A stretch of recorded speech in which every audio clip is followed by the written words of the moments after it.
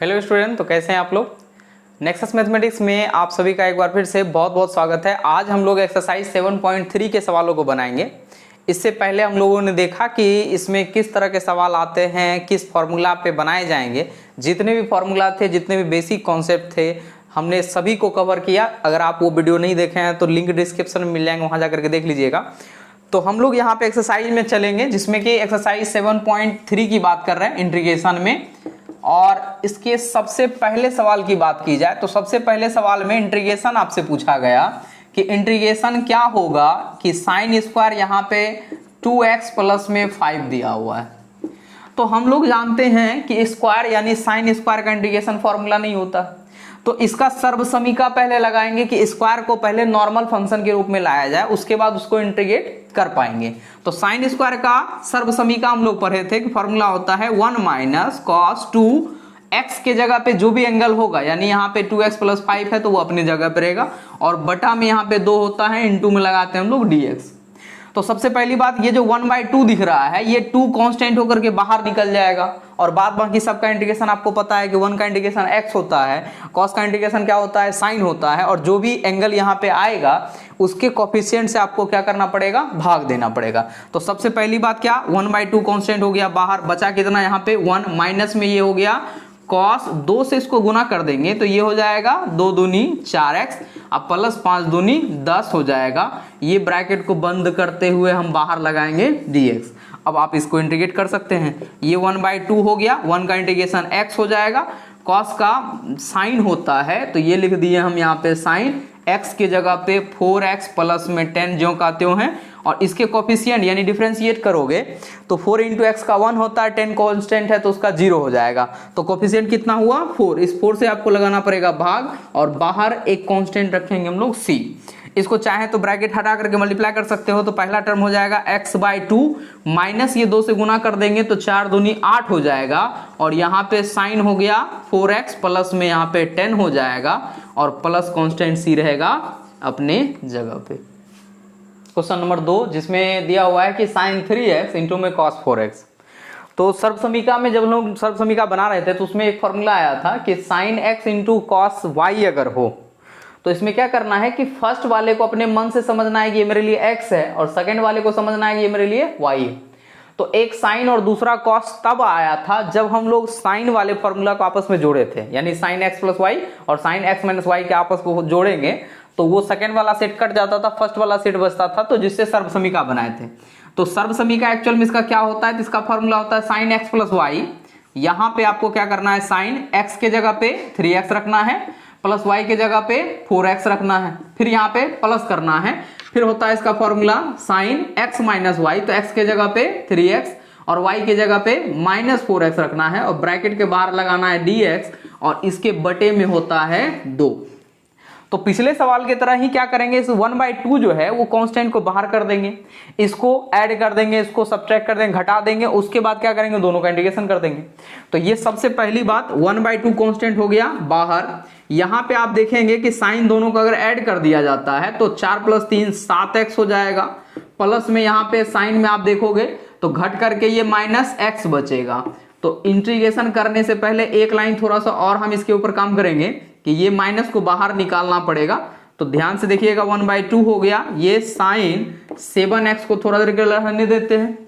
Sign में अगर angle minus हो तो उसका माइनस बाहर आ जाता है, तो माइनस ये कहलाएगा साइन x इंटू में हो गया dx। अब आप इसका क्या करो, आराम से इंटीग्रेशन कर लो। तो ये 1/2 अपने जगह पे, साइन का इंटीग्रेशन जो होता है वो माइनस कॉस होता है, साइन का इंटीग्रेशन माइनस कॉस 7x हो गया। अगर 7x है तो कोफिशिएंट उसका बनेगा 7, जिससे लगेगा भाग, और माइनस माइनस हो जाएगा प्लस, कॉस का होता है माइनस, साइन का माइनस कॉस होता है, तो माइनस माइनस प्लस कॉस हो जाएगा x। अब बाहर प्लस कांस्टेंट रखिएगा c। चाहो तो आप इसको सबको गुना कर दो, तो गुना कर देंगे। थोड़ा सा साथ में एक काम कर लेते हैं कि प्लस वाले को पहले लिख देंगे, अब माइनस वाले को बाद में लिख देंगे। इसको 1/2 से गुना करोगे तो 1/2 इंटू कॉस x दिखेगा, ये माइनस हो गया, 2 से गुना करेंगे 7 दूनी 14 इंटू में cos 7x हो जाएगा, अब प्लस कांस्टेंट c। यही हमारा फाइनल आंसर।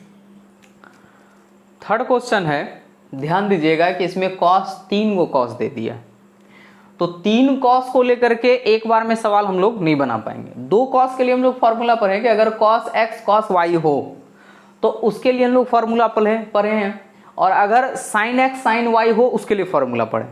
तो हम लोग क्या करेंगे कि इसमें 2 गो कॉस को बना लेंगे और तीसरे कॉस को थोड़ा देर के लिए छोड़ देंगे। तो इसमें क्या करना है, फर्स्ट वाले को अपने मन से समझना है कि ये मेरे लिए x है, और सेकंड वाले को समझना है कि मेरे लिए y।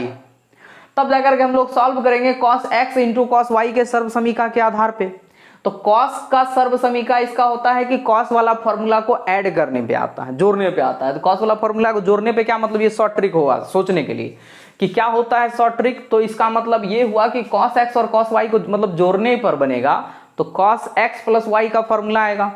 फिर cos x माइनस वाई का फॉर्मूला लाए थे, उन दोनों को जोड़े थे तो साइन वाला टर्म प्लस माइनस होकर के कटा था, जिसके वजह से cos x और cos y वाला फॉर्मूला बना था। तो इसके आधार पे इसकी सर्व समीका की बात की जाए तो सर्व समीका इसका क्या होता है, ध्यान दीजिएगा, ये थोड़ा सा लॉन्ग सवाल होगा तो जगह बचाते हुए।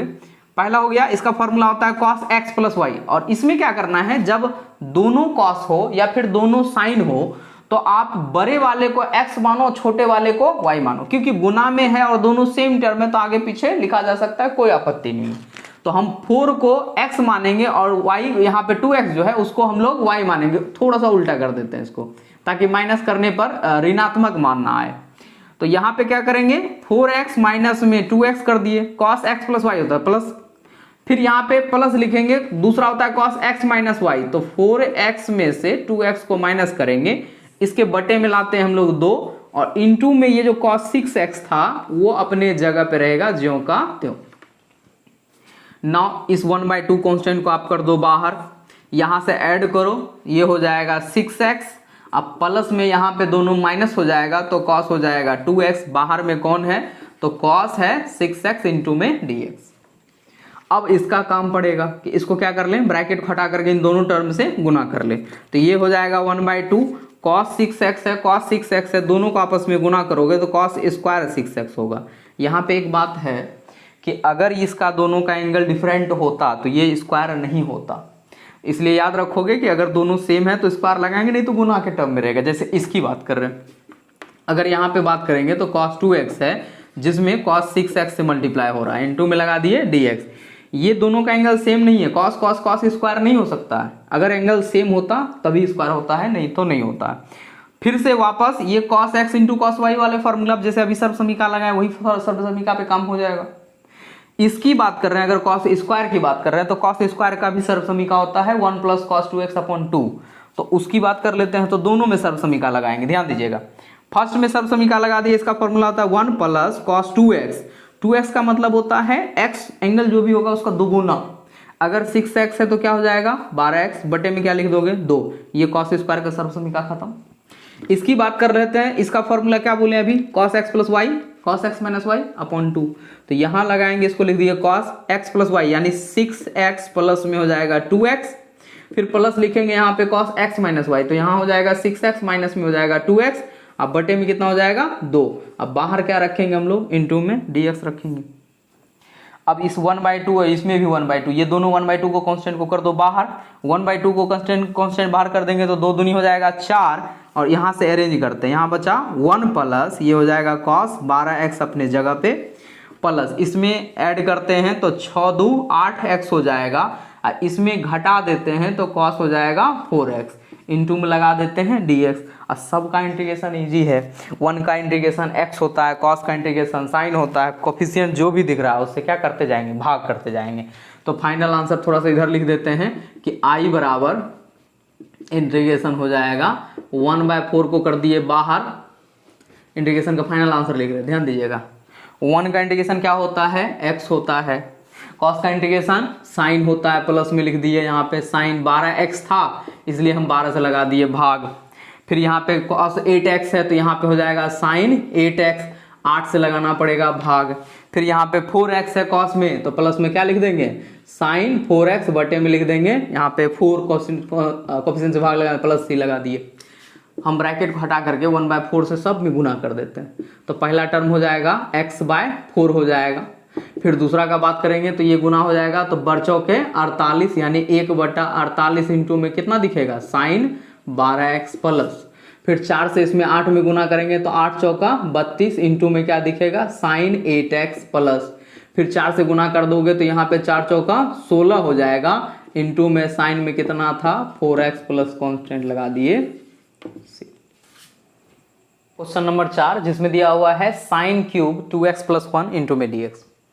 तो साइन क्यूब को हम लोग दो मेथड से बना सकते हैं। एक तो ये तरीका है कि साइन क्यूब का सर्वसमीका होता है, आप सर्वसमीका लगा के चाहो तो बना सकते हो, लेकिन अगर बुक की बात करें, बुक में जो आंसर दिया हुआ है वो सर्वसमीका से नहीं बनाएगा, पुट करके बनाएगा।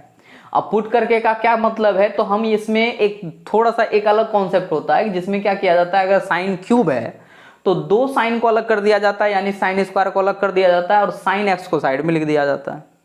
और साइन स्क्वायर को हम लोग कॉस में कन्वर्ट कर सकते हैं, क्योंकि साइन स्क्वायर का फॉर्मूला होता है 1 माइनस कॉस स्क्वायर थीटा, जो हम लोग 10th में 9th में पढ़ते थे।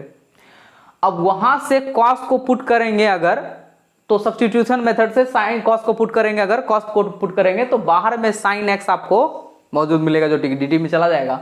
तो यानी हम यहाँ पे दूसरे मेथड से आपको बना करके दिखा रहे हैं कि अगर हम इसको ऐसा लिखे कि ये जो दिख रहा है इंटीग्रेशन में साइन क्यूब, हम इसको लिख सकते हैं साइन स्क्वायर एक्स के जगह पे 2x प्लस 1 इंटू में एक और साइन लिख दिए 2x प्लस 1 इंटू में लगा दिए dx। ठीक है, अब ये ऐसा लिखा जा सकता है। तो साइन स्क्वायर को अगर हम फॉर्मूला में कन्वर्ट करें कॉस में, तो फॉर्मूला होता है 1 minus cos square theta, theta के जगह पे 2x प्लस 1 है और इंटू में बाहर कौन दिख रहा है साइन, यहाँ पे 2x प्लस 1 इंटू में dx। अब आपको क्या करना है, कॉस को पुट कर लेना है, कॉस का डिफरेंशिएशन साइन आपको मिल जाएगा। तो यहाँ पे पुट कर दे रहे हैं किसको, तो कॉस x को, यानी कॉस 2x प्लस 1 को पुट कर रहे हैं t के रूप में।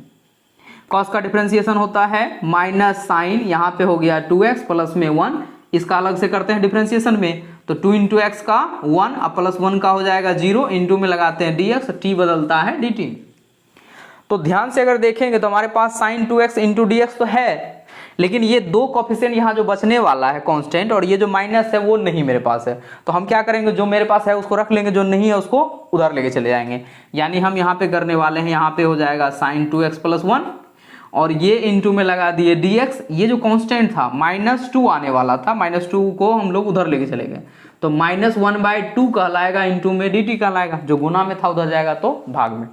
अब हमारा जो इंटीग्रेशन होगा वो चेंज होकर के देखिए क्या हो जाएगा, नाउ i बराबर हो जाएगा, ये देखो, ये इसको ये 1 अपने जगह पे रहेगा, माइनस कॉस को माने हैं अगर आप t, तो ये क्या कहलाएगा t का स्क्वायर, और बाद बाकी सब जो है ये साइन इंटू ये वाला टर्म जो है वो क्या हो गया -1/2 इंटू dt के बराबर। तो इसको लिख दिए -1/2 इंटू dt के बराबर। तो हमको पता है कि -1/2 कांस्टेंट तो चला जाएगा बाहर, और इसका इंटीग्रेशन कर लेंगे तो 1 का इंटीग्रेशन अगर t के रिस्पेक्ट में कर रहे हैं इंटीग्रेशन, तो 1 का हो जाएगा t, और t स्क्वायर का क्या हो जाएगा, ये माइनस लगा दिए, t स्क्वायर का क्या t पर पावर 3/3 होता है। अब बाहर लगाते हैं प्लस कांस्टेंट c, इसको मल्टीप्लाई करेंगे तो माइनस हो जाएगा 1/2 कह दो, इंटू में t कह दिए, माइनस माइनस प्लस 1/3 इंटू में t का क्यूब प्लस कांस्टेंट c। तो हम क्या करते हैं कि प्लस वाले टर्म को पहले लिखते हैं, माइनस वाले को बाद में लिखते हैं, और साथ ही साथ क्या करना है, t को रिप्लेस करते चलना है। तो ये लिखेंगे 1/3, t के जगह पे क्या पुट किए थे cos ना, तो ये लिखा गया यहाँ पे 1/3 इंटू कॉस का क्यूब, क्योंकि t का क्यूब था, तो ये 2x प्लस 1 एंगल अपने जगह पे, माइनस ये 1/2 हो गया, t के जगह पे क्या लिखना है cos 2x प्लस 1, और प्लस में कांस्टेंट क्या हो गया c। तो आज के लिए हम लोग इतना ही रहने देते हैं, फिर नेक्स्ट वीडियो में आपसे मिलते हैं और शेष बचे हुए सवालों को सॉल्व करेंगे। तब तक के लिए जय हिंद, जय भारत।